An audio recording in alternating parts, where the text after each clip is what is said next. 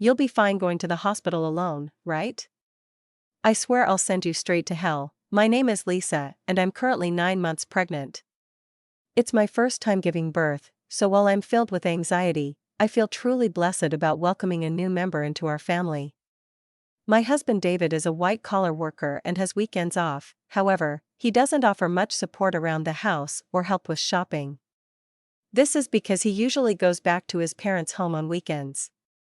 David has a deep bond with his in-laws, and since their home is nearby, he spends almost every weekend there without any specific reason. Since becoming pregnant, I've been cautious about lifting heavy objects. For instance, when buying heavy items like rice. Understanding friends often help out. My daily routine starts by waking up early, preparing breakfast for David and seeing him off to work. Afterward, I do the cleaning and laundry, and then head out for any necessary shopping. Once I return home, I start prepping for dinner. Only after finishing these tasks can I finally have some relaxation time. Since taking maternity leave, I've taken up a new hobby, blogging. Every day I write a diary accompanied by photos I take, such as meals, the blue sky, flowers blooming in the garden, and more.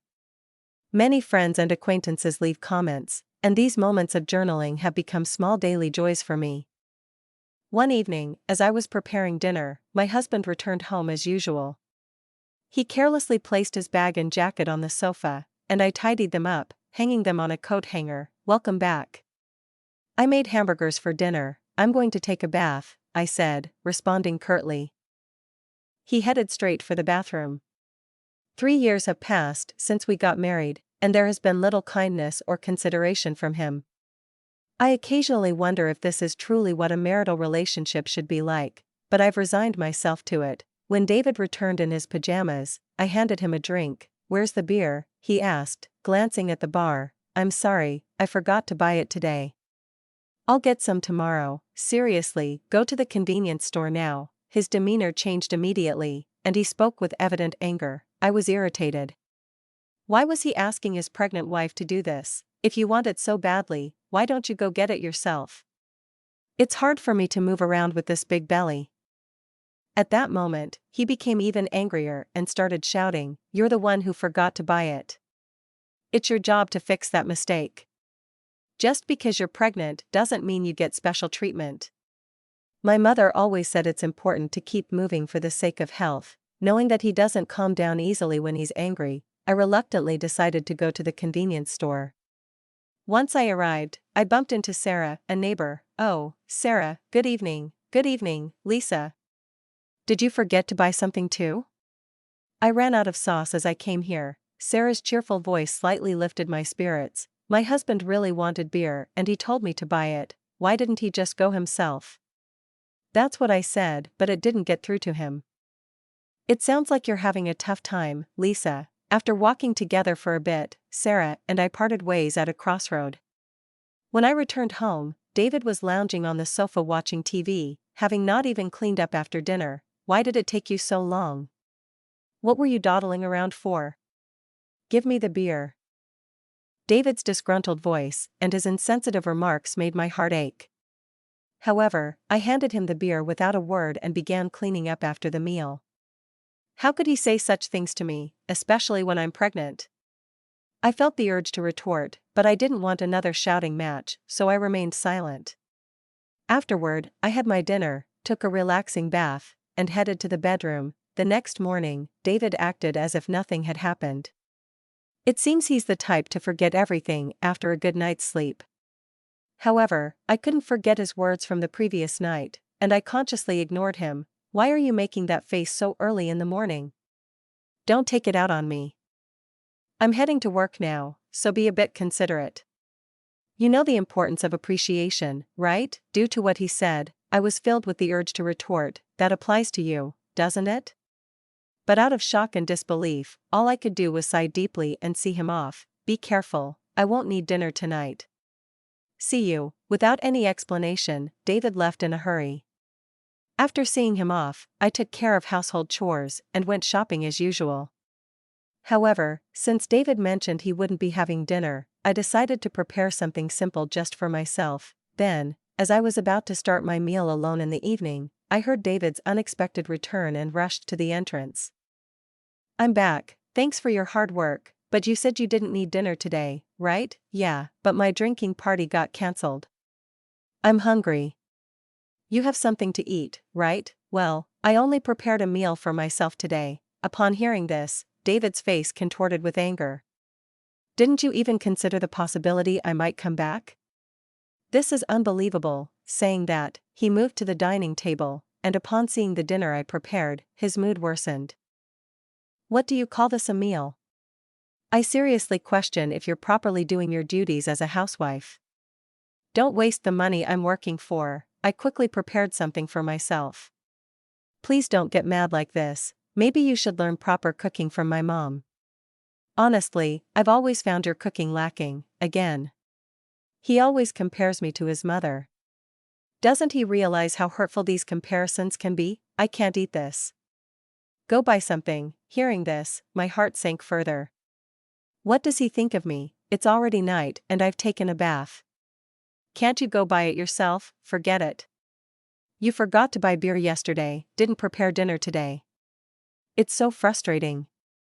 I'm going back to my parents' place." David stormed out, and left alone in the house. I strangely felt a sense of relief. The next morning, as I expected, I received an angry call from David's mother. "How can you not serve David a proper meal? This feels like moral harassment, if not worse." I explained what happened yesterday, but she wasn't accepting it, so I apologized and ended the call. After the call, my mood plummeted. Since David wasn't home, I decided to have a leisurely late brunch. However, the thought of David coming back tonight weighed on my mind. Considering yesterday's events, I decided to make tonight's dinner special. I shopped with more care than usual, picking out ingredients and adding David's favorite beer to the cart. I was determined to prepare a dinner that would earn David's praise. I shortened my blog update time a bit to allocate more time to cooking. After dedicating ample time to preparations, the table was set beautifully, as if it was a special occasion. Looking at it, I felt a sense of accomplishment and couldn't help but praise myself. With this, he should definitely be satisfied. I waited patiently in the dining room for David to come home, but as time passed, there was no sign of him. I tried contacting him several times via my smartphone, but there was no response, and I became more worried as the clock continued to tick. 1 hour, then 2 hours passed, and I began to get anxious. Did he possibly go to his parents' house? Thinking this, I called David's parents to check, but they said he hadn't come there either. I tried calling David multiple times, but still there was no response. As midnight approached, just when I was considering contacting the police, a staggering David returned home. He seemed clearly drunk. "I'm home." Hiccup. I rushed to the entrance in concern and found David lying on the hallway floor. "What happened? Are you okay?" Hearing my voice, he responded angrily, "Too loud. Go away." He then staggered towards the dining room. When I tried to support him, he forcefully shook off my hand. "Don't touch me. Don't come near me with that ugly face. To think you're my wife." In his drunken state, he spat out those words and then just lay down right there. Those words were beyond shocking.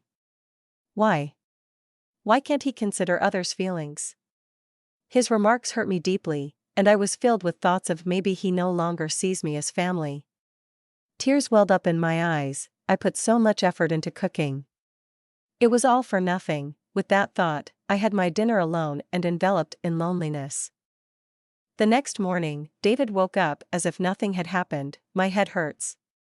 I guess I drank too much." "But why did you leave me in the hallway? You chose to lie down there, David." "It's not my fault. Aren't you my wife? At least take care of me when I'm drunk." David's words made me wonder why he always blames me right away. "If you weren't going to eat at home, you could have at least let me know. I prepared a nice meal and I called you multiple times. Why didn't you answer?" Then David replied nonchalantly, "My drinking party from the day before got rescheduled to yesterday. Do I have to report everything? Besides, you know how hard it is to pick up the phone during a gathering." Think about my situation. With every word David said, my heart got colder, and my expectations of him diminished. That way, I won't feel hurt or disappointed anymore. This thought lingered in my mind. I'm taking a break and going back to my parents' home tomorrow. Being with you lately feels unpleasant and boring. Seeing David's attitude of looking down on me made me increasingly consider the option of divorce. Our baby is due soon, and my heart races in anticipation. Even though I've heard stories about the pains of labor from friends, my excitement to meet the new life inside me overshadows those concerns. The neighbors often encourage me with words like "it's just a little while longer," which brightens my mood. "Hey, want to go on a family trip soon?" After David returned home, he made a surprising suggestion. "Really? But I'm talking about a family trip. My mom and dad want to join." I was taken aback. Why would parents make such a proposal? Tensions exist between me and David's parents. Whenever there's an issue concerning David, they tend to blame me, like the previous phone call incident. However, the sudden idea of a trip left me doubtful. I'm about to give birth soon, and traveling a long distance might be a bit risky. David replied, "How many times do I have to tell you? Just because you're pregnant doesn't mean you're sick. My parents are thoughtfully inviting us, but what if something happens? It'll be fine. Everything's already decided. We'll go for 2 nights and 3 days next week." What? Next week is my due date. That's a bit. Just do as you're told. Prepare for the trip. End of discussion. David just expressed his opinion and then left the room. I'm in trouble now, I thought to myself. Then, the next day, I sought advice from a close friend and explained the situation. She was concerned and said, "That's a bit too much." While I was contemplating how to decline the offer, the day of the trip suddenly arrived. "Actually, I'm not feeling well today. I'm worried about the baby, so I'm going to rest at home." I tried to use that as an excuse, but David didn't seem convinced. "Anyway, you can just rest in the car and you'll be fine, right? Come on, bring the luggage. We're heading to my parents' house, so hurry up." As we headed to the car, I was worried and asked, "Is this really okay?" After loading our luggage into the car and sitting in the passenger seat, I felt warmth at my feet. Looking down, I noticed water spreading around them. "Oh my. My water broke." I immediately informed David. "David, I think my water just broke. Please take me to the hospital quickly." Taken aback by the situation, David exclaimed, "Are you serious?" "Yes, I'm serious. We need to go to the hospital now. The baby might be coming." While trying to clean up the water with a towel in the car, David suddenly opened the passenger door. "David, what are you doing? We need to go to the hospital. Get out. You're going to make a mess in the car." I was in complete shock. "What are you saying?" I said. "Get out. I need to clean the car." Then David forcefully pulled me out of the car. In this unbelievable situation, David said, "I can't believe this. We were supposed to be on a family trip. Just go to the hospital by yourself." I was too shocked to say anything. As I called out to David, "Wait. How can you leave me here like this?" He drove away, leaving me behind. Feeling overwhelmed, I quickly dialed for an ambulance when someone approached asking, "Lisa, are you okay?" It was Sarah, looking concerned. Sarah immediately recognized my predicament and arranged for a special taxi, comforting me throughout. Grateful for her kindness, tears streamed down my face. Soon after, I safely arrived at the hospital, thanks to Sarah's help. On the way, she held my hand and cheered me up, staying by my side until I was taken to my room. While being transferred, I made a silent vow: I will make him pay for this. Even as labor pains grew, Sarah kept holding my hand. Furthermore, she contacted my parents, who soon arrived at the hospital and looked deeply concerned. Sarah whispered to them, "There's something I want to discuss." The three then left the room. As the labor pains intensified, my smartphone vibrated from a corner of the room. "Who is it?" I asked, and my parents responded with David's name. They looked displeased, but I took the call anyway. As soon as I answered, I heard a panicky "David, help me." However, I was in no state or mood to converse with him and promptly ended the call. Despite my parents turning off my phone, David continued to send messages. As labor intensified, I was finally moved to the delivery room. After enduring the pain for some time, I finally heard my baby's cries. Exhausted, I saw my parents and Sarah standing before me with warm smiles. Relieved, I closed my eyes and rested. When I woke up after a few hours of sleep, I found myself lying in the hospital bed. Rubbing my eyes, I noticed my parents sitting next to me, their faces filled with concern. "Are you okay?" my mother asked gently. Still feeling the weight of exhaustion, I couldn't muster the energy to sit up, while my father looked teary-eyed. My mother consoled him, saying, "The postpartum period can be exhausting." Witnessing this heartwarming scene, a smile formed on my face. "How's the baby?" I inquired. My parents informed me that the baby was undergoing some tests, but would be back in the room soon. However, I noticed Sarah wasn't present. Responding to my unspoken question, my mother remarked, "Sarah left a little while ago." Thinking about how things might have turned out had Sarah not been there, a feeling of gratitude settled over me.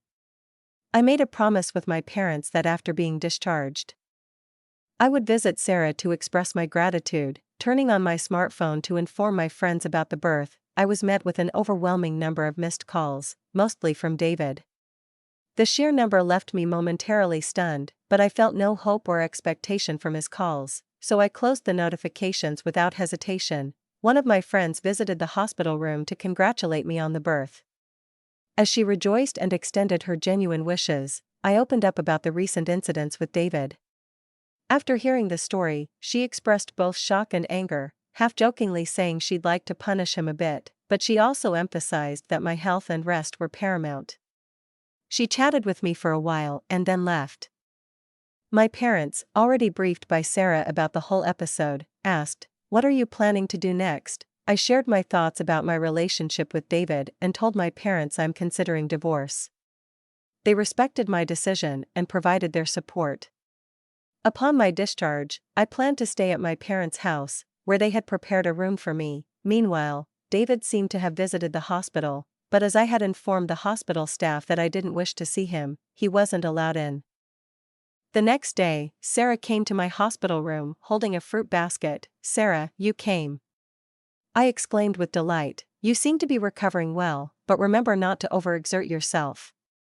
Postpartum fatigue can be quite profound," she advised. Feeling comforted by Sarah's words, I sighed with relief, taking the fruit basket from her. "Sarah, thank you so much for helping me. I don't know what would have happened if you weren't there." I expressed my deep gratitude as I bowed deeply. Sarah gently laughed, saying, "What's most important is that both you and the baby are healthy." I just lent a small hand. "Regardless, I'm forever grateful. Once things settle down, I'll come over to thank you properly." Sarah laughed warmly in response. "You know, I've talked to my husband about what happened." He seemed quite furious. From her words, I could somewhat deduce David's situation. "Sarah, I'm truly sorry for dragging you into this mess," I admitted. "Don't worry. Remember who you owe for being able to work at your current company. This incident is truly hard to forget." At that moment, I heard a stern tone in Sarah's voice, for the first time. Sarah was actually the wife of the CEO at the company where my husband worked. When we first moved to this residential area, I had no idea about this fact. However, as we frequently encountered each other at the local supermarket, shops, and occasionally at convenience stores, we gradually became closer. We even began to enjoy tea together, and during these sessions, I learned about the nature of her husband's job. On the other hand, my husband was completely unaware of this background. This was because he didn't even accompany me for our initial neighborhood greetings and didn't prefer interacting with our neighbors. Sarah had previously told me gently, "I don't want to cause any trouble, so don't tell your husband," and I have respected that request. Knowing that I was pregnant and still being forced to endure my husband's unreasonable behavior, Sarah had several times suggested, "Should I talk to my husband about this?" However, I had always declined, not wanting to trouble her. But with this recent incident, perhaps even Sarah reached her limit. That's why my husband kept calling. "Sarah, I really can't thank you enough for everything." Sarah's strong words made me realize how fortunate I was to have someone who'd go to such lengths for me. I couldn't help but tear up. Seeing my reaction, Sarah once again gave me a warm smile. "Lisa, you're a dear friend to me. I can't just stand by and watch when something like this happens to a friend." Our conversation was filled with heartfelt smiles. However, my husband's messages didn't stop. Despite the barrage of notifications online, I consciously ignored them all. Thinking about the divorce made my mind clear, and all I wanted was to think about how to live my life with my baby. As I was preparing to leave the hospital, a close friend visited my room, handing me her smartphone and saying, "I want you to see this." Displayed on her phone was a post that had become a major topic on a certain social media platform. When I asked what it was about, she informed me that she had posted about my husband's recent actions on social media. My friend had a significant influence on social media with a massive follower count. One day, she received a reply to one of her posts. The follower who replied had, by chance, captured a video of the scene where I was yelled at by my husband after being pulled out of the car. The follower, wanting to protect my privacy, blurred my face in the video and, with my friend's permission, shared it online. The video spread like wildfire, and as a result, personal details about my husband and even his company were identified. Currently, my husband seems to be under a barrage of criticism online. What? I had no idea it had escalated to this level, my friend, smiling gently, remarked. Well, they brought it upon themselves, didn't they? My husband's actions and their consequences were all a result of choices he made. Furthermore, when one of my husband's friends confronted him about the incident, he reportedly excused himself saying, "I had a prior travel commitment with my parents that day, so I had no choice." Because of the statement, not only my husband but also his parents began to face criticism online. The story spread even in the vicinity of my in-laws' home, and there seemed to be various topics related to my husband's parents circulating on social media. Suddenly, my phone started ringing. When I checked the screen, it was a call from my mother-in-law. "That's from my mother-in-law," my friend, eyeing the screen of my phone with interest, suggested. "Why don't you pick up and give her a piece of your mind?" However, I was so fed up that I felt no words to say and decided to ignore it. Before I knew it, the missed calls log was filled with names of my husband, father-in-law, and mother-in-law. Ever since the incident was highlighted on social media, even the hospital staff seemed to be aware of my situation and started offering genuine support. Whether my husband or in-laws came to the hospital or called multiple times, the hospital staff didn't allow any contact with me. As my discharge date approached, I had one pressing worry: whether my husband and in-laws might be lurking outside the hospital. My parents reassured me, saying, "You have nothing to worry about," but the thought of my precious baby being in danger left me anxious. However, that concern was quickly dispelled. On the day of my discharge, as my parents were helping me with my belongings, I heard my husband's voice shouting, "Lisa," followed by the loud voices of my in-laws. Suddenly, men in black suits surrounded me, forming a protective barrier. As I tried to understand what was happening, one of the men approached me, gently opening the car door and said, "Don't worry, we're here on Sir's request to protect you." It seemed my parents were already aware of this, as my mom said, smiling, "Didn't I tell you there's nothing to worry about?" Believing her words, I felt relieved and smoothly got into the car.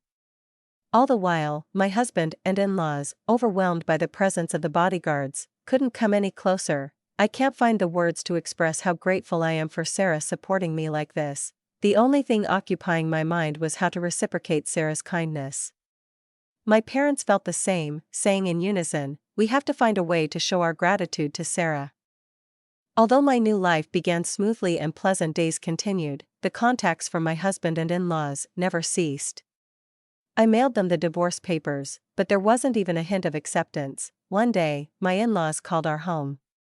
It seems my father answered, and they addressed him with the attitude of, "She became a part of our family, so no matter how she's treated, she shouldn't complain."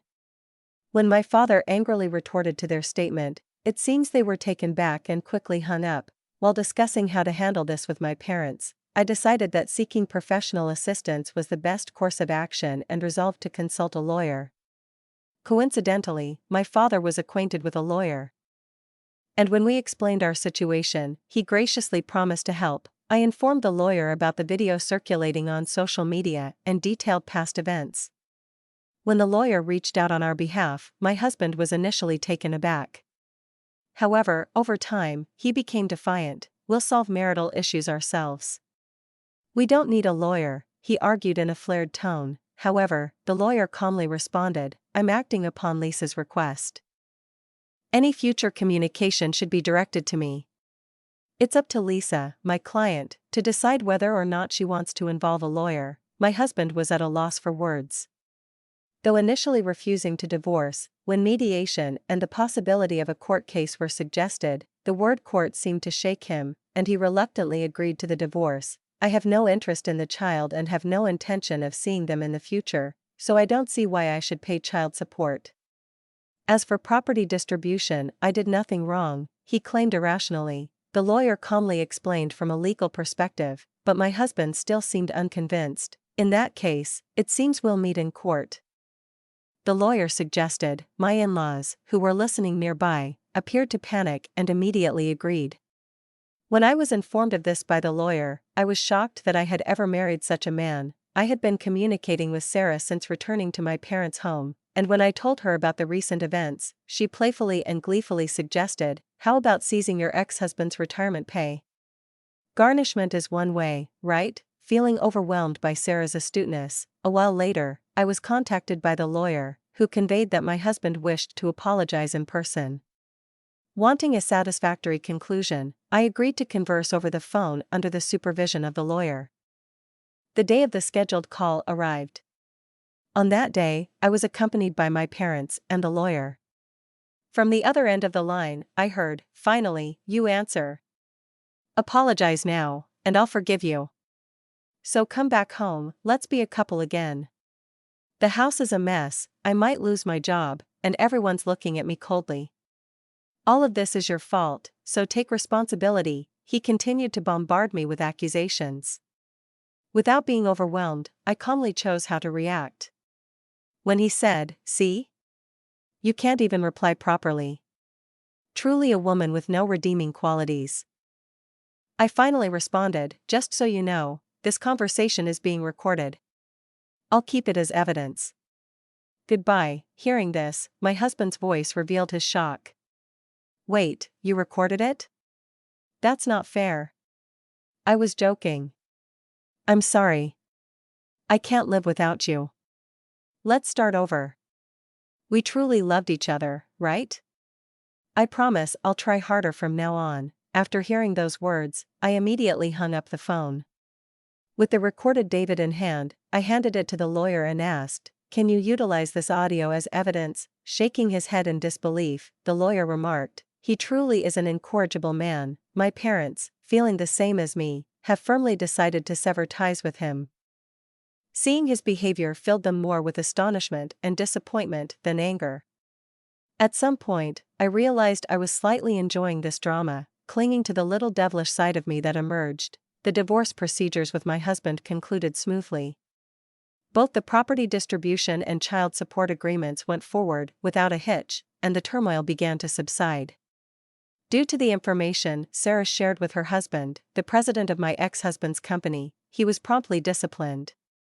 The president, known for his family-oriented values, believed that an employee who couldn't protect his family couldn't be trusted by the company. David lost his job, couldn't make housing loan payments, and returned to his parents' home. His reputation was tarnished by the viral video, and he struggled to find stable employment, barely making ends meet with short-term part-time jobs. Rumors spread about his parents too, and according to reports from Sarah's friends in the neighborhood, they seemed to live in perpetual unease.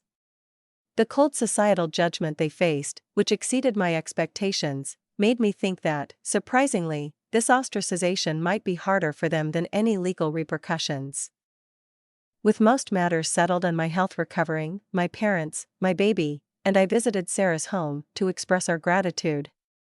Both Sarah and her husband seemed genuinely happy and doted on my baby, making us feel warm and welcomed. After that, Sarah and my mother became close friends.